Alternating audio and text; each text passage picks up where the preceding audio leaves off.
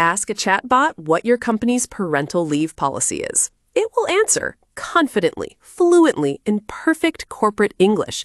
And it will be completely invented because it has never seen your handbook. And as we learned in episode 1, no step inside it checks whether it knows. So how do the tools that genuinely answer questions about your own documents work? They did not retrain the model.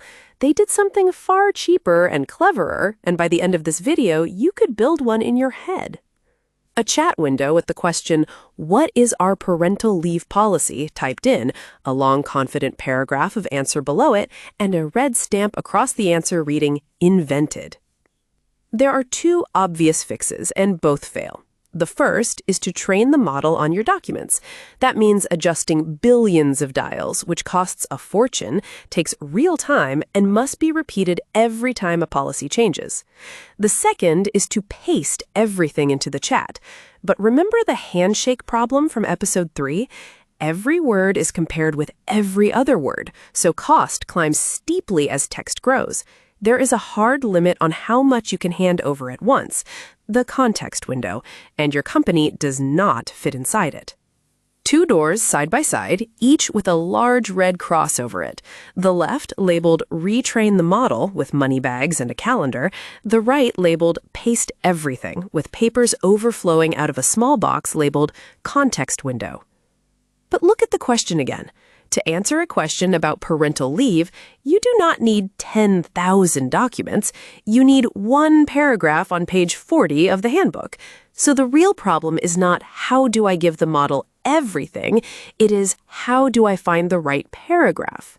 Pause the video here because you already have the tool. Last episode, we turned meaning into a location. How would you use that to find the paragraph that answers a question?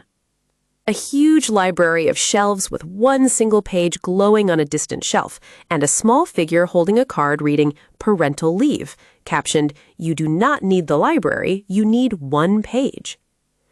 Here's the answer, in two phases. The first happens ahead of time, long before anyone asks anything. You take every document you own and slice it into small pieces, usually a few paragraphs each, called chunks. Then you run every chunk through an embedding model, which hands back that chunk's location on the map of meaning, and you store those locations in a searchable index. Think of it as rebuilding your library, shelving every page by what it means rather than by title or date. A stack of documents being sliced into small rectangles labeled chunks, each chunk passing through a box labeled embedding model and landing as a dot on a map headed Phase 1, done ahead of time. The second phase happens the moment somebody asks something. The question, "What is our parental leave policy?" runs through the very same embedding model, so it becomes a location too. Then the index is searched for the chunks closest to it, not chunks sharing the same words, chunks sitting in the same neighborhood of meaning. Out come the 3 or 4 passages most likely to be about parental leave, even if they never use that phrase. A dot labeled the question on the map with a circle around it capturing 3 nearby dots labeled Handbook page 40, Benefits Summary, and Leave Entitlements, headed Phase 2 at question time. And now the final step, almost disappointingly simple. Those retrieved passages get pasted into the prompt directly above the user's question with an instruction along the lines of answer using only the text below. The model receives one message containing the evidence and the question together. That is the whole technique, and it has a name: Retrieval Augmented Generation. Retrieval because you fetch the relevant text, augmented because the prompt is enlarged with it, generation because the model then writes the answer. People shorten it to 3 initials, but those 3 words are the entire design. A prompt card being assembled with a heading reading, "Here are 3 extracts from the handbook," 3 blocks of text beneath it, and at the bottom, question, "What is our parental leave policy?" The whole card sliding into a box labeled the model. Now, here is the part worth pausing on because it is genuinely beautiful. Nothing about the model changed. Not one of its billions of dials moved. It did not learn your handbook, and it will not remember it tomorrow. It is doing exactly what it has always done, predicting the most plausible next word. But now, the true answer is sitting right there in the room with it. So the most plausible thing to say happens to be the correct thing to say. Retrieval augmented generation does not make the model smarter. It makes the truth the easiest thing to predict. A sealed wall of dials behind glass labeled unchanged, with an open handbook lying on a desk in front of the glass, and an arrow from the handbook to a speech bubble reading the correct answer. That design buys two things almost for free. First, freshness. Update a document and the new version is available immediately because nothing is retrained. Second, receipts. Since you know exactly which passages you handed over, you can show them as sources with links.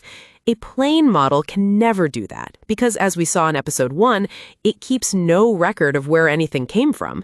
That is the difference between an answer and a citable answer. And in serious work, it is the whole game. An answer paragraph with two small numbered footnote markers, and beneath it, two source cards reading Handbook page 40 and Benefit Summary 2026, headed Show Your Sources. So where does it go wrong? Start with the least glamorous decision in the system, chunk size. Slice too large, and each chunk is mostly filler, so the good sentence gets buried. Slice too small, and you cut a rule in half, retrieving the sentence saying, employees may take extended leave, without the sentence saying, for up to 12 weeks. Whole projects live or die on where the scissors land. Then, the bigger danger. If retrieval fetches the wrong passages, the model does not object. It answers confidently from whatever it was handed. So, bad retrieval produces fluent, well-cited nonsense. And similar is not the same as relevant. A passage can sit next to your question on the map and still fail to answer it, which is why serious systems combine meaning search with old-fashioned keyword search, then run a second pass that resorts results before anything reaches the model. One more limit worth knowing. This technique finds a handful of passages, so it is superb when the answer sits in a specific place.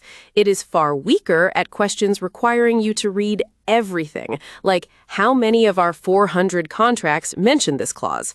Retrieval brings you a few pages. It does not take a census. So, here's the big picture. The model's knowledge is frozen, and it has never read your files, and it cannot tell that it hasn't. So ahead of time, you slice your documents into chunks and store each chunk's location on the map of meaning. When a question arrives, you turn the question into a location, grab the nearest chunks, and paste them into the prompt above the question. Retrieve, augment, generate. The model stays exactly as it was, and the truth becomes the most plausible thing for it to say. So far, everything in this series has been a machine that reads and writes.